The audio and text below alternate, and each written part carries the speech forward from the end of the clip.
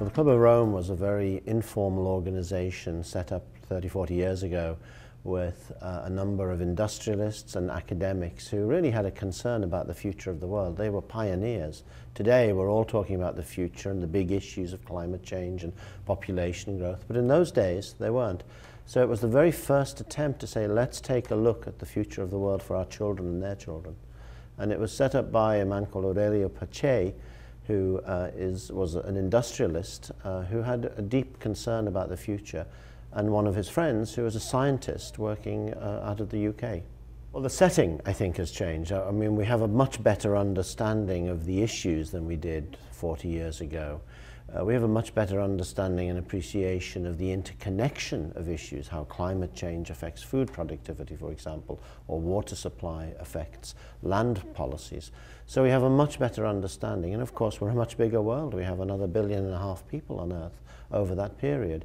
So the world has changed, but the fundamentals of what limits to growth and what the Club of Rome was trying to do have not changed. I think it asked the right questions, even as people who criticized it said, no, we'll have tremendous technological progress, that will always be ahead of the curve and we won't have to worry about depletion of natural resources. But look at today, we are worried about the depletion of natural resources. We're losing our biodiversity at historic rates. We're probably at the point of peak oil. We will have to switch out of fossil fuels over the next 10, 20, 30 years. So I think it was a right debate at the time, and it is a right debate today in many respects. I think we've moved very much from thinking that the nature of our problems are purely environmental.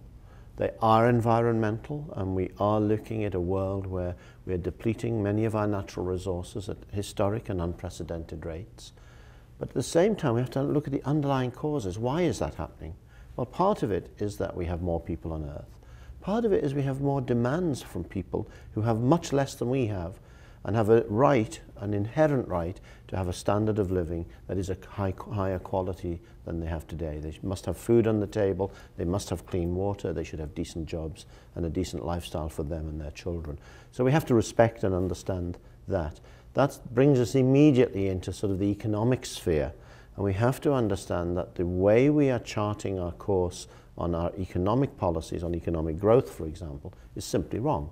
We have got to re-engineer our thinking about economics. And part of that, I think, backs into a better understanding of our own belief systems. You know, are we willing to accept that we are all now global citizens as well as local citizens? What we do affects other people, and what other people do affects us. That is going to cause a profound shift, it seems to me, in our belief systems, in our value systems. And I think a debate, a normative debate, is as valuable as a sort of constructive, positive debate about economics and environmental actions. So I think we need the both. I think we need both to drive us to a far better place than we are at the moment. Calling, calling, calling, calling.